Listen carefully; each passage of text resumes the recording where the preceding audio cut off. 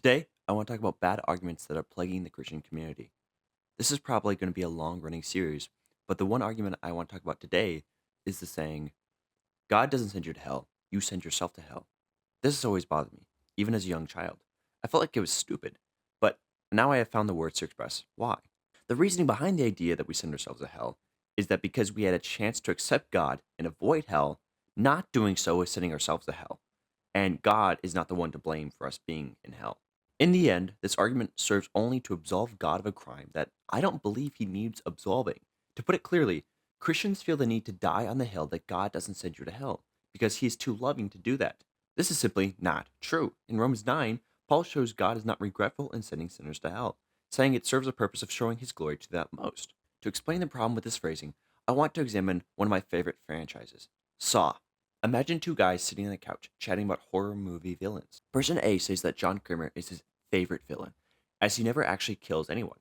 Person B pushes back, saying, lots of people died in the Saw movies by his hand. Person A says, oh no, Jigsaw just puts them in death traps. He doesn't technically kill them. Person B says, I feel like if someone sticks a man in a situation that he has an incredibly high likelihood of death, and that man does die, it's the person's fault. They are to blame. And on top of that, the victims didn't always have a chance to live. Some traps were rigged and resulted in death no matter what the person did. Person A says, I think the person did it to themselves, actually. I am not here to proclaim objective interpretation. I must ask you, the viewer, for your opinion. Is Kramer a murderer, or is he innocent? In the same way, these two friends discuss theology. During a conversation on hell, one of them says they do not understand why God sends people to hell. The other person quickly responds with, God does not send you to hell, you send yourself to hell. Person B says that God puts people in situations with a very low chance to escape hell.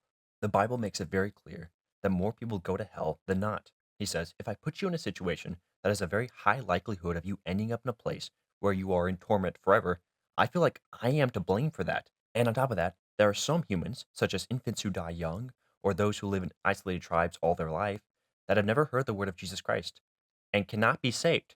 They were damned from birth. The other sits and listens, but simply responds with, Eh, I think that people did it to themselves. Once again, I'm not here to proclaim objective interpretation. I must ask you, the viewer, for your opinion.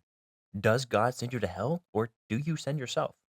I love theology, if it wasn't obvious, and debating biblical positions is extremely enjoyable. But to be honest, I tire of these poor arguments to defend hell. God does send you to hell. The fact that many Christians refuse to admit it shows how uncomfortable and disgusted they feel about hell. I really appreciate you guys watching. But more than anything, I appreciate hearing what you guys think about it. So if you want to send me an email or talk to me over a call, you can even reply in the comment section. That works too. Whatever works for you. I just want to hear your opinions on what you thought of this video. So until next time, think dissentfully.